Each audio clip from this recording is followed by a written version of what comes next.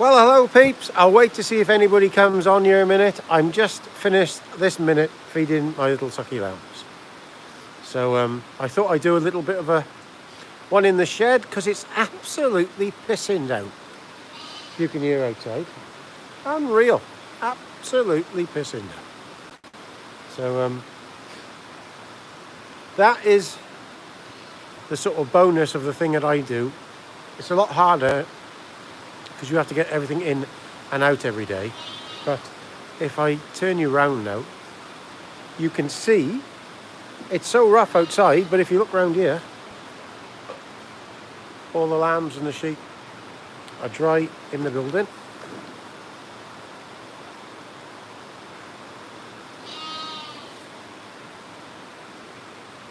You can see them, the sucky lambs I just fed there, look. And they're all sleeping here in the dry, and it's pissing down outside. Hello Murray, how are you? I thought I'd do a bit of a live just because my videos haven't been up to much lately, have they? I've been a bit busy, so I thought I'd show you the different way I do things in here. So I've just fed my sucky lambs, and a majority of the house of lamb now. There's still a few to lamb yet, probably about a third yet. And I've told you before, hey up, transit. I've told you before, what I do here is they lamb in here, I keep them in the pen and I loose them out in the day and I bring them back in at night. And it is a lot of work because they do tend to be a bit awkward when they're learning to do that. But after this week now, they've learned to do that. Look, you can see. They're in there now, look, with their mums, see? In the dry. And what I try to do, if it starts to rain in the day, late in the day, I'll bring them back in while the sheep are dry. And the sheep will be dry and all the bedding stays dry then. If it rains and you... not a lot lately, I can tell you.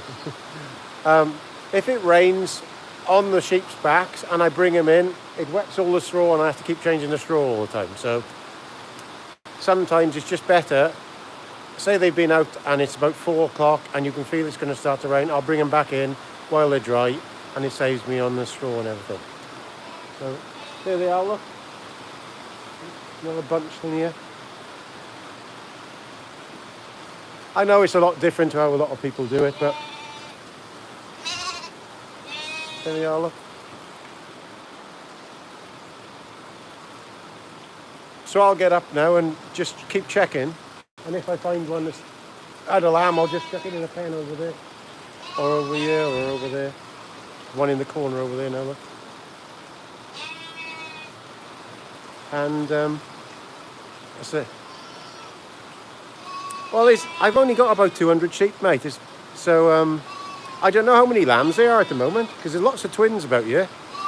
So no, not a massive amount of sheep. You couldn't do this how I do it with a large flock, because it'd be, well, I suppose if you had the sheds you could.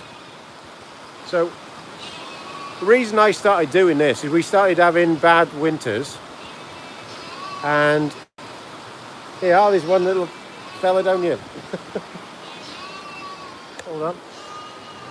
Yeah. Now, the reason I started doing this, we started to have a lot of bad winters, and it's when you do get a bad winter and they're lambing outside. Yeah, I used to have a lot more, mate, but I cut them down, to be honest. There's probably about 200 to 250 sheep around here, I think. And I decided then, I don't know if you've seen them, there was a lady in Canada. Who's that? Nix Watson. Hello, Nix, how are you? Yeah, I'm okay, thank you.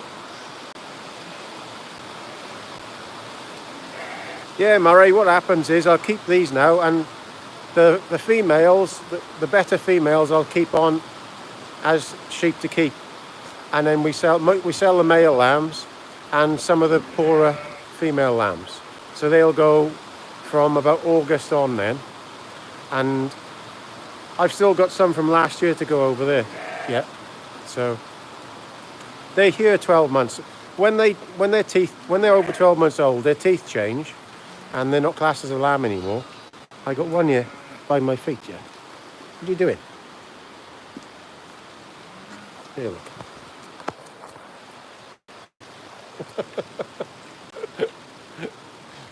So yeah. So I've still got to make some money, obviously, but I was trying to remember the name of the lady. There's a lady in Canada, I think, called Sandy something, and she did all her flock stays in all the time.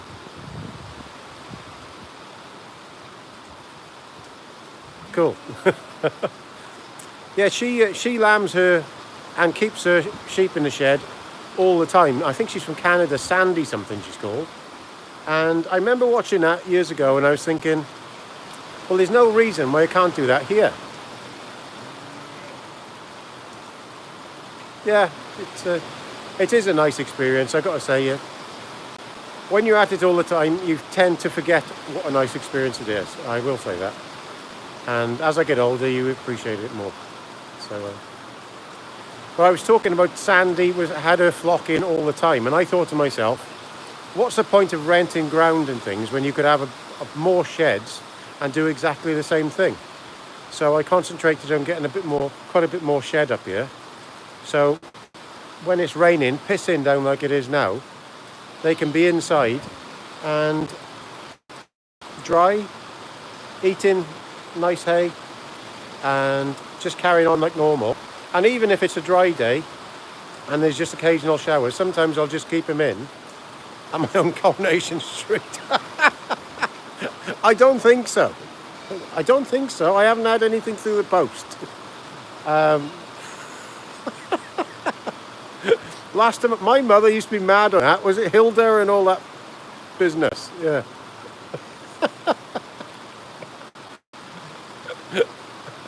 I can't stand it.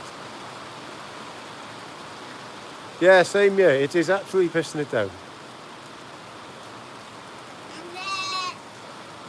I am, definitely, yeah. What shampoo do I use? Well, that's a bit of a weird one. I actually used a bar of soap the other day.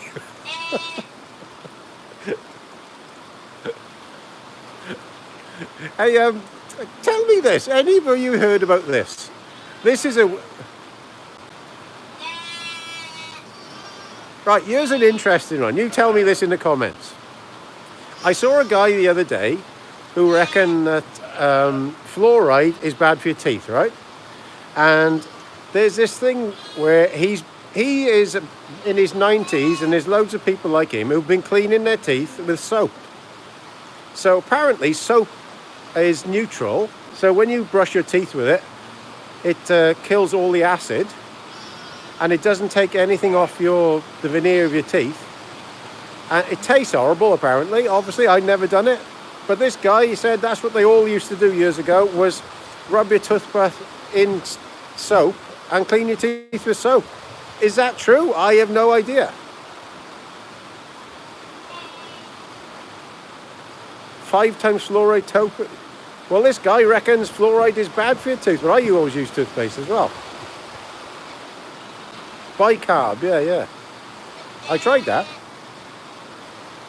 But it was quite interesting because soap actually neutralises all the acid in your mouth. So there we are. Worth a try in the morning. Yeah, I think if you get too much of it, and especially that mouthwash, when I last went to the dentist, not the dentist, the lady that, what they call them, cleans your teeth. She reckoned not to use a certain mouthwash because it makes your teeth brown. It was, what the hell was it called? Real popular one.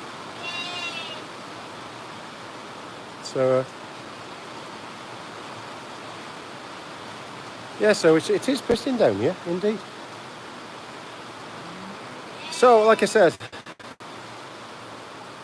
oh yeah.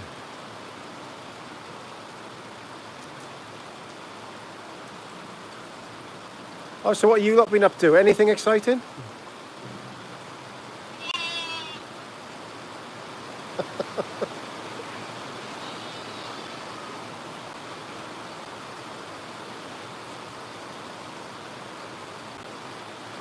Or did you do a snizzy? Sorry, I don't... Oh, yeah, I used to work up there, up in Bala Lake. Used to stay in the caravan site, just to the top end there. When I did one of my funny tales, I used to stay there.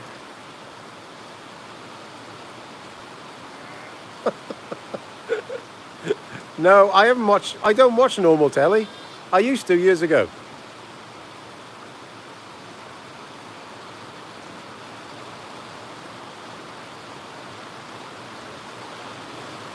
Yeah, I think if you have too much of some things, they are not very good for you, are they? Sometimes a little of something is okay, but you have too much and you're getting a mess, isn't it?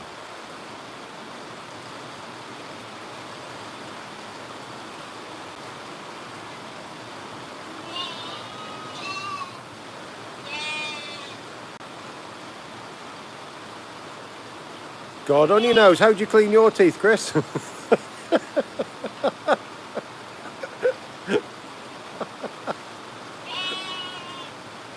No, I do watch TV, but I got to be honest with you, mostly watch YouTube these days, because it's the other stuff is just constant, isn't it? All the time. So I was watching something quite interesting last night. It was actually something on Netflix about it wasn't a true story or anything, about some guy, a series it was, where they'd found some, what was it? Not a spaceship, one that comes from underwater. Trying to remember what it was called now. It was really good. It was really fucking good. And I think it was showing a lot about how communism was taking it over at the end. So it's very worth watching. A new one on. Oh yeah. I did try to go on there, but I didn't seem to get much traction on there, on Rumble. Yeah, I'm miles behind in them.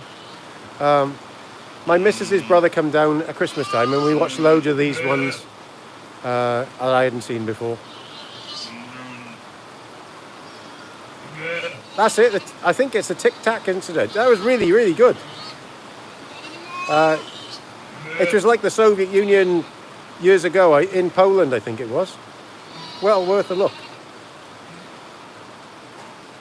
I am. Well, I'm a Welsh chap, I am, which is just on the outskirts of UK. So, from Wales.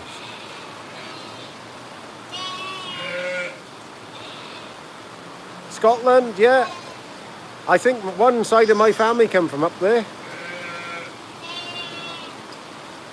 Hello, Mr. I can't say that second one. Mersin Death by Bell. Do I know Tim Jones? I know a few Tims. I don't know. I'm not sure, mate. Tom Jones. It's not unusual. It's not unusual to have a bloke called Tom Jones in Wales.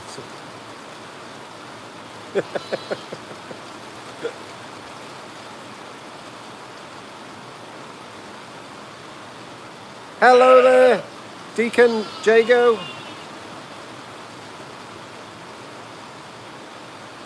Yeah, it is a struggle at the moment, but it is. Well, peeps, I think I'd better carry on here and get the hay in these cratches for these things. This will be going bonkers, yeah. What kind of sheep? Well, before the last couple of years, it was mostly Pole Dorsets. So these white ones, see? Like that. So they're Dorsets without the horns. Now, because when they were going to the market... Oh, no shagging the sheep. No shagging the sheep, thank you. Now, because we were taking them to the market, and they were a little bit on the back end of them, a bit lean, so they weren't paying the money for them. And we were trying everything, And these days, sadly, when you go to the market, you've got to have the back of the lamb quite big. So we started crossing them with, what do they know, Suffolk Beltex tups. That's what we got at the moment. So that's how they're coming out, a bit black and white as well.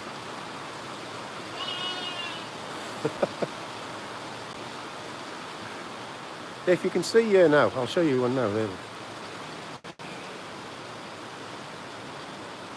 See that one there? Sorry, the camera is back to front when I'm pointing. They're not quite big enough yet. In a couple of weeks, I'll show you what I mean, and you'll see what I mean. They'll be stockier and bulkier because they're closer to a Beltex lamb and a Suffolk lamb. They're not quite as high up, but they're more bulkier.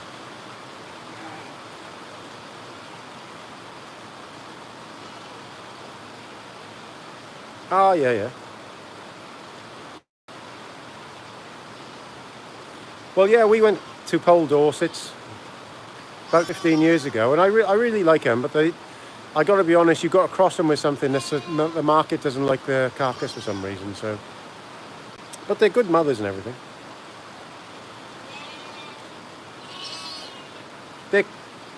I have to be honest, mate, as you've noticed here, I'm completely different to a normal farm, and these all come up to me, to be honest with you.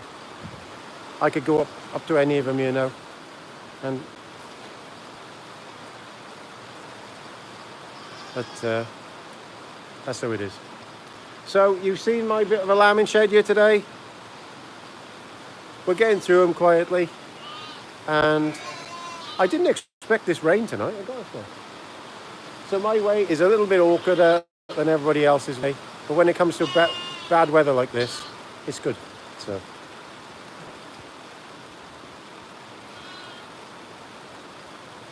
Yeah, I'm going to get some fertiliser tomorrow actually, so hopefully, they say it's going to dry up next week a bit, and hopefully I can get it all tomorrow. Right guys, I'm no professional.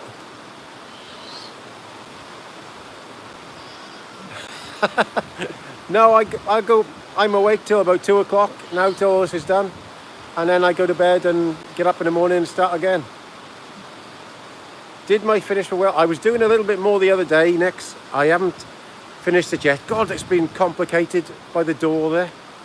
I've had to build it up like I'll have to show you on a video maybe tomorrow. Very, very complicated that's been. Same to you. Thank you all for watching, everybody. Much appreciated. Like I said, sorry my videos have been a bit late the last few days. I've just been too busy. So hopefully this will come the next week or two. This will slow down and we'll be back to normal then. And we'll be giving the Welsh government and the English government some shit. Power to the people! Ta-da!